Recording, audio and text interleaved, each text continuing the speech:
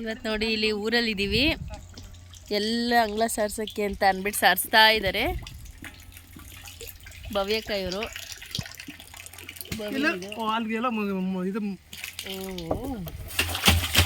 ನೋಡಿ. ಅವಾಗೆಲ್ಲ ಅಂತ ಅಂದರೆ ಹಬ್ಬ ಬಂತು ಅಂತ ಅಂದರೆ ರಾತ್ರಿ ಹೊತ್ತು ಸಾರಿಸೋರು ಸಿಟಿ ಕಡೆ. ಈಗೇನಾಗಿದೆ ಅಂತ ಅಂದರೆ ಎಲ್ಲೂ ಸಗಣಿನೂ ಸಿಗಲ್ಲ, ಮತ್ತು ಸಾರಿಸೋದಕ್ಕೆ ಜಾಗನೂ ಇಲ್ಲ.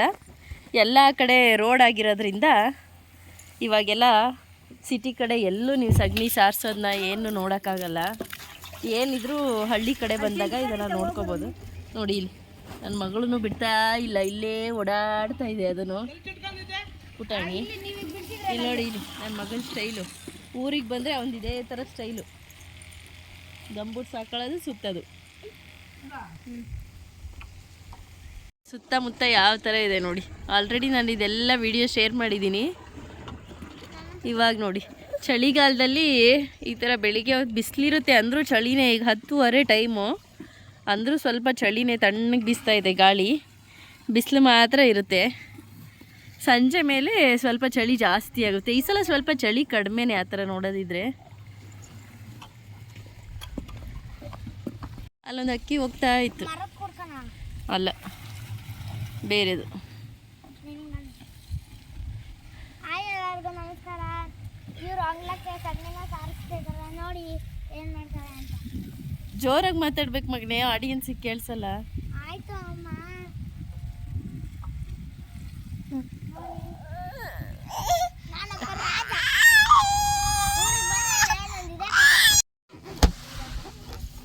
ಏನು ಮಾಡ್ತಿದ್ದಾರೆ ಸ್ವೀಟಿ ಪಾಪ ಮತ್ತೆ ದೊಡ್ಡಮ್ಮ? ಎಲ್ಲರಿಗೂ ನಮಸ್ಕಾರ. ಇವರು ಅಂಗ್ಲಕ್ಕೆ ಸಗಣಿನ ಸಾರಿಸ್ತಿದ್ದಾರೆ ನೋಡಿ.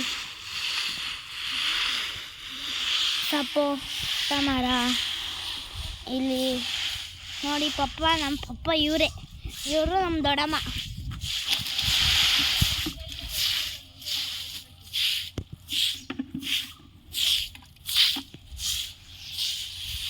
ನೋಡಿ ಪಪ್ಪ ಏನೋ ಮಾಡ್ತಿದೆ ಹೋಗಿ. ಓ ಸಗಣಿ ನೋಡಿ ನೋಡಿ ಹೆಂಗೆ ಮಾಡ್ತಾರೆ ನೋಡೋಣ ಬನ್ನಿ ಈ ಸರಿ.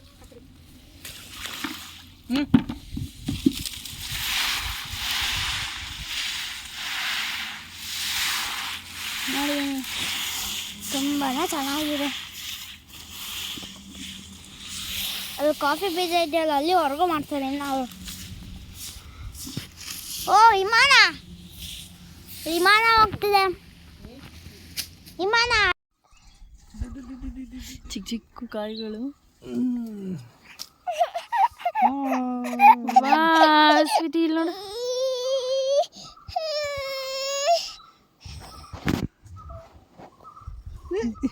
ಆಗ್ತಿದ್ದೆ ಬಾಯ್ಗೆ ಹಾಕತ್ತಾರ.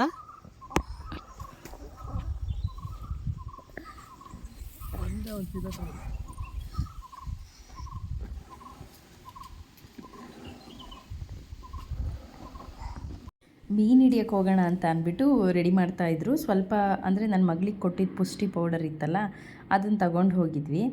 ಅಲ್ಲಿ ಹಂದಿ ಇತ್ತಲ್ಲ, ಹಂದಿಗೆ ಹಾಕೋಣ ಅಂತ ಅಂದ್ಬಿಟ್ಟು.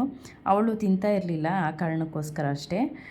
ಅದು ಮತ್ತು ಸ್ವಲ್ಪ ಹಂದಿಗೆ ಹಾಕೋವಂಥ ಒಂದು ಫುಡ್ಡು ತೌಡ್ ಅಂತ ಅಂತಾರೆ, ಅದು, ಆಮೇಲೆ ಅನ್ನ, ಇಷ್ಟನ್ನು ಮಿಕ್ಸ್ ಮಾಡಿಬಿಟ್ಟು ಮೀನು ಹಿಡಿಯೋಕ್ಕೆ ಹೋಗೋಣ. ಅಲ್ಲೇ ಒಂದು ಕೆರೆ ಇತ್ತು ನಮ್ಮ ಮನೆ ಹತ್ರನೇ, ಅಲ್ಲಿ ಮೀನು ಹಿಡಿಯೋಕ್ಕೆ ಹೋಗೋಣ ಅಂತ ಅಂದ್ಬಿಟ್ಟು ಭವ್ಯಕ್ಕ ಎಲ್ಲದನ್ನು ಸ್ವಲ್ಪ ಹಾಕಿ ಬಿಸಿ ಮಾಡಿಕೊಂಡು ಅದನ್ನೆಲ್ಲ ಸ್ವಲ್ಪ ಸ್ವಲ್ಪ ಆರಿದ ಮೇಲೆ ಉಂಡೆ ಕಟ್ಬಿಟ್ಟು, ಹಳೇ ಕಾಲದ್ದು ಮೀನು ಹಿಡಿಯೋದು ಇದೆ, ಅದು ನೋಡಿ ತೋರಿಸ್ತೀನಿ ನೆಕ್ಸ್ಟ್ ವೀಡಿಯೋದಲ್ಲಿ. ಅದರಲ್ಲಿ ಹಾಕಿಬಿಟ್ಟು ಮೀನು ಹಿಡಿಯೋದು. ಈಗ ಆ ಥರ ಎಲ್ಲ ಸಿಗೋದು ಕಷ್ಟ, ಅದೆಲ್ಲ ಕೈಯಲ್ಲೇ ಹೆಣ್ದು ಮಾಡಿರೋವಂಥದ್ದು.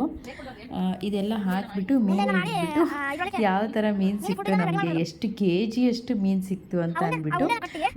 ನನ್ನ ಮಗನಿಗೆ ಮತ್ತು ಭವಿನ್ಗೆ ಎಲ್ಲ ಕ್ರೇಜ್ ಜಾಸ್ತಿ ಮೀನು ಹಿಡಿಯೋದು. ಹಾಗಾಗಿ ನಮ್ಮ ಮನೆಯವ್ರಿಗಿರೋ ಕ್ರೇಜು ನನ್ನ ಮಗನಿಗೆ ಬಂದಿದೆ ಅಂತಲೇ ಹೇಳ್ಬೋದು. ನೆಕ್ಸ್ಟು ಹೊರಟ್ವಿ. ಹುಲ್ಲು ಎಲ್ಲ ಬೆಳ್ಕೊಂಡಿತ್ತು. ನಮಗೆ ಆ್ಯಕ್ಚುಲಿ ಹೋಗಕ್ಕೆ ನನಗೆ ಭಯ ಆಗ್ತಾಯಿತ್ತು, ಅಂದರೂ ಇನ್ನೇನು ಬಂದುಬಿಟ್ಟಿದ್ದೀವಲ್ಲ ಅಂತ ಅಂದ್ಬಿಟ್ಟು ಹೋಗ್ತಾ ಇದ್ದೀವಿ. ಇನ್ನೂ ಸ್ವಲ್ಪ ವೀಡಿಯೋಸು ಅದರೊಳಗೆ, ಅಂದರೆ ಅದಕ್ಕೆ ಏನೋ ಅಂತಾರೆ, ಮೀನಿಂದು ಗೋರಿ ಅಂತಲೋ ಏನೋ ಅಂತಾರೆ, ಅದರೊಳಗೆ ಆ ಫುಡ್ನೆಲ್ಲ ಹಾಕುವಂಥ ವಿಡಿಯೋ ಹೇಗೆ ರೆಡಿ ಮಾಡಿದರು ಎಲ್ಲದನ್ನು ಮಾಡ್ಕೊಂಡಿದ್ದೆ. ಬಟ್ ತುಂಬ ದಿನ ಆದಮೇಲೆ ನಾನು ವಾಯ್ಸ್ ಓವರ್ ಕೊಡ್ತಾ ಇರೋದ್ರಿಂದ ತುಂಬ ವೀಡಿಯೋಸು ಮಿಸ್ ಆಗಿಬಿಟ್ಟಿದೆ. ಯಾವ ಥರ ಮೀನು ಸಿಕ್ತು ಅಂತ ಅಂದರೆ ನಮಗೆ ನೋಡಿ, ಇಲ್ಲಿ ಒಂದು 2 kg ಅಷ್ಟು ಮೀನು ಸಿಕ್ತು ಅಂದ್ಕೊಂಡಿದ್ದೀರಾ? ಖಂಡಿತವಾಗ್ಲೂ ಇಲ್ಲ. ಅಟ್ಲೀಸ್ಟ್ 1 kg ಅಷ್ಟು ಮೀನು ಸಿಕ್ತಾದ್ರು ಅಂತ ಅಂದ್ಕೊಂಡಿದ್ದೀರಾ? ಖಂಡಿತವಾಗ್ಲೂ ಇಲ್ಲ. ಬಟ್ ನಮಗೆ ಸಿಕ್ಕಿದ್ದು ಇಷ್ಟೇ ಮೀನು.